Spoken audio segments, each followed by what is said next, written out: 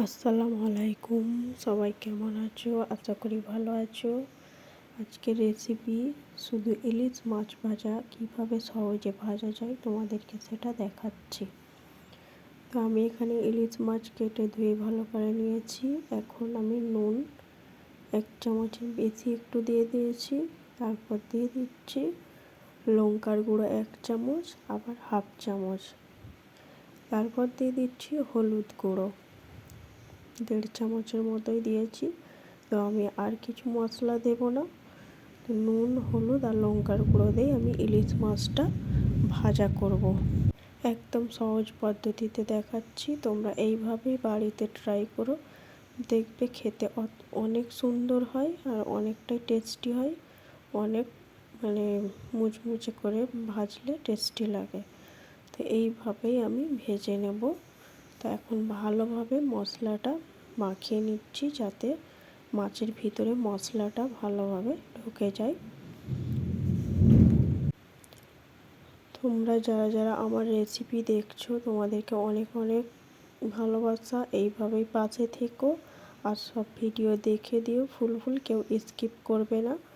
সবাই পাশে থাকলেই ভালো লাগবে আর পুরো ভিডিওটা দেখলে আমারও ভিডিও বানাতে ভালো লাগবে।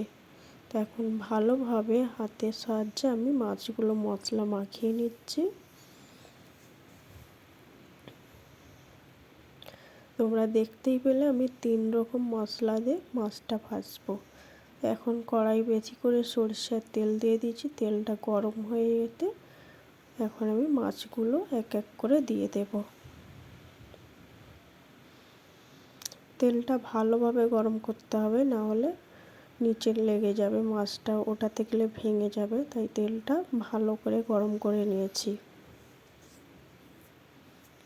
আমি সব এক এক করে আমি দিয়ে ভালোভাবে ভেজে নেব।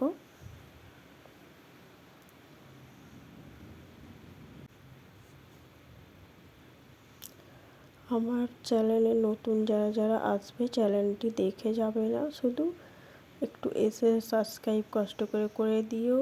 আর সাবস্ক্রাইব করলে কারোর টাকা লাগবে না, লাইক করলেও টাকা লাগবে না, কমেন্ট করলেও টাকা লাগবে না। তাই যে নতুন আসবে বন্ধুরা, তোমরা লাইক, কমেন্ট আর একটু সাবস্ক্রাইব করে পাশে থেকো।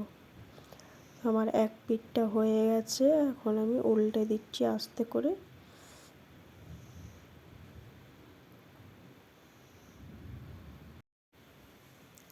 তো আমার ভাজা হয়ে গেছে ভালোভাবে, আমি এখন মাছগুলো তুলে নিচ্ছি।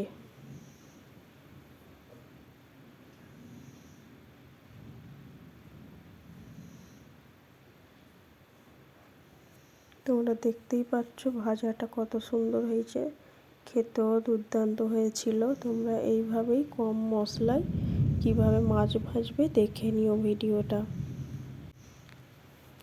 আমি আবারও অর্ধেকটা মাছ আমি তেলের মধ্যে দিয়ে দেব।